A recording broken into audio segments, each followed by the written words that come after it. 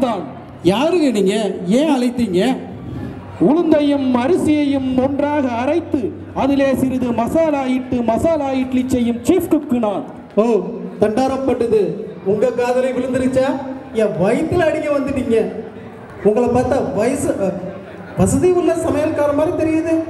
நீ என்ன விட்டேனே அனல் பூச்சு தெரியல. சாப்பிட்டு 4 நாள் ஆகுதியா? பசிக்குது இல்ல? ஓ, அதனால் நான் ஆண்டவரிடம் சொல்லி ரெசிபி கேட்டு கொண்டிருந்தீரோ? மனுஷங்கிட்ட கேட்டு ஒண்ணுமே நடக்கல. அதுதான் ஆண்டவரிடம் கேட்கலாம்னு. நீ கேட்டது என் காதில் விழுந்ததப்பா. ஓ, ஓரமா இருந்து ஒட்டு கேட்டியோ?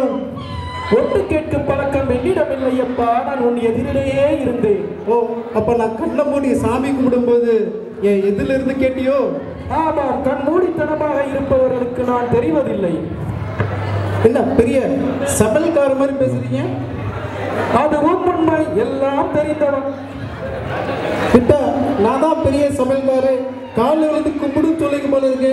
அது உண்மை. சமையல் கலை உன்னிலும் இருக்கிறது, என்னிலும் இருக்கிறது.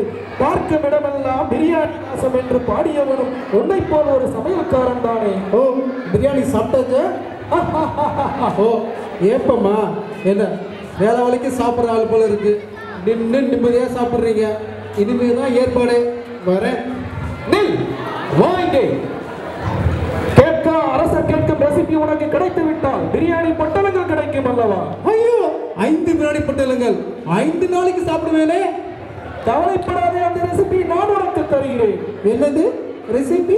நீங்க தருவீங்களா? அந்த ரெசிபியை கொண்டு போய் நான் கேட்காம மரிடம் கொடுத்து என்னுடைய ரெசிபின்னு சொல்லணுமா?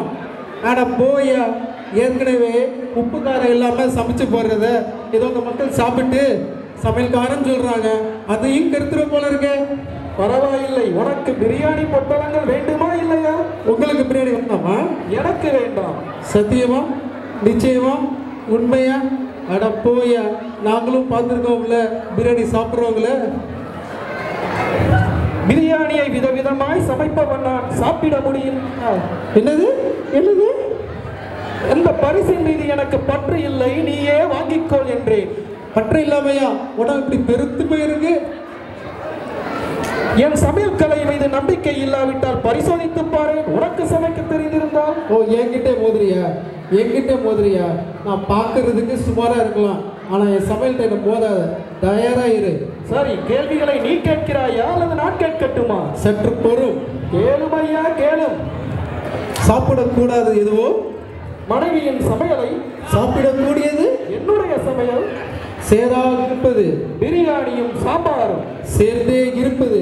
இட்லியும் கெட்டி சட்னியும் பார்க்கக்கூடாது. ஹோட்டலின் சமையலறை பார்க்கக்கூடியது. சமைத்த பிறகு சொல்லக்கூடாதது. ரெசிபி திருடிய ரகசியத்தை சொல்லக்கூடியது. சரியான ரெசிபியை. பிரியாணியில் சிறந்தது மட்டன் பிரியாணி. நான் வெஜிடேரியனுக்கு அஞ்சப்பர், வெஜிடேரியனுக்கு தோசைக்கு ஆசைக்கு நீ தமிழ் பூசைக்கு யூடிசி. ஒத்துக்கிறையா? நீ பெரிய சமையல்காரன். ஆனா உன்னை பார்த்தா அஞ்சப்பர் சரவண பவன்ல ஸ்பான்சர்ஷிப் வாங்கின மாதிரிலாம் தெரியுது. சரி, ரெசிபி கூட கேட்காம கொடுத்து பிரியாணி வாங்கி வருகிறேன். இந்த பிடித்துக்கோ.